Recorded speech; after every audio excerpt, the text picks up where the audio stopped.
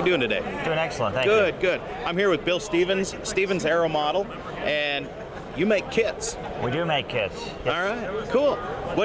What kind of kits do you make? Well, we specialize in laser cut balsa wood kits for park flyer and micro. Okay.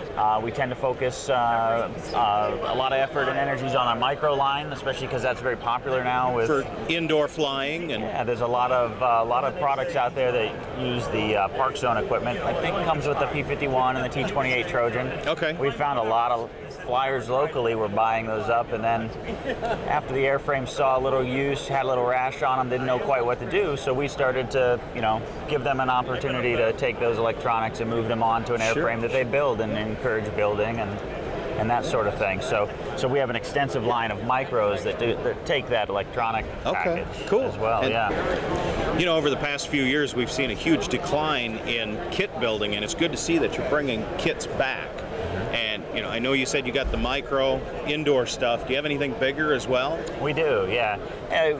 We find that the hobby tends to favor, at least the building hobby for us, tends to favor smaller electronics still, smaller park flyers and things like that.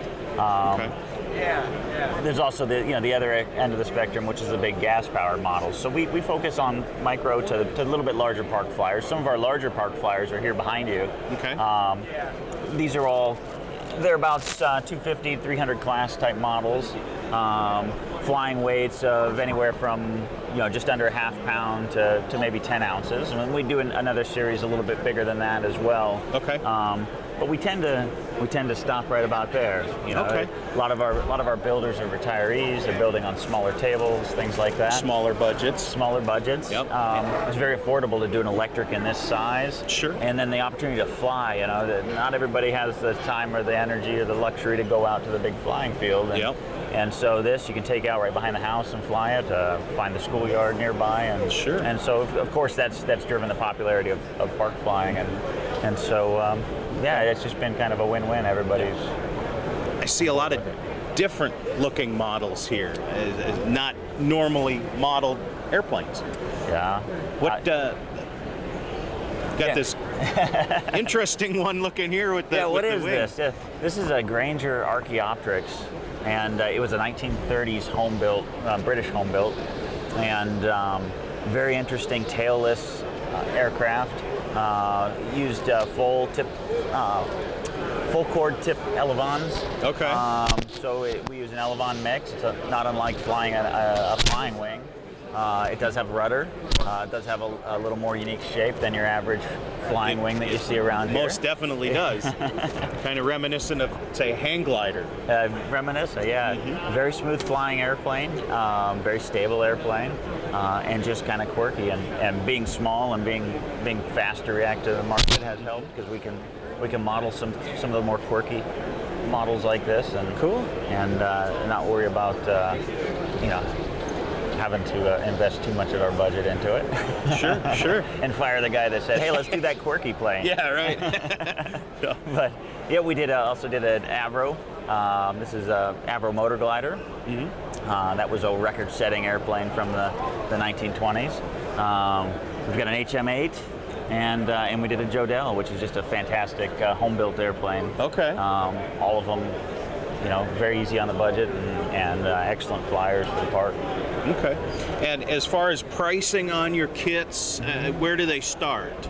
Our kits start, they're about $37 for some of the micros. Into park flyers and whatnot, you're going to be looking at 50 to say 120 range, depending on the complexity of the model. And then as we start to get into larger models, the price goes up there. Sure, I think. Sure. So still in that reasonable budget range that most people can afford. Yeah, and when you consider the engineering behind it, the kits are all precisely laser cut, but we're not just providing ribbon former pack and a box of stick wood. Mm-hmm. All of our kits, see one of our larger kits here from our Pete and Pole Sky Scout. There's really not much in the way of strip stock. In fact, that's all been laser cut as well. Wow. It's sheet after sheet after sheet of precisely cut wood. So every part in this is cut, which means it gives us the opportunity to make sure that every part fits correctly.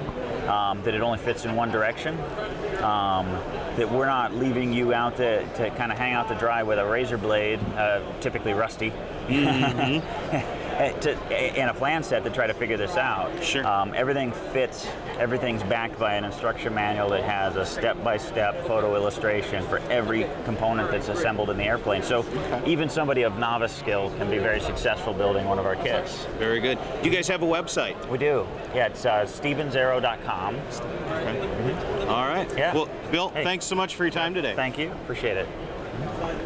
Okay.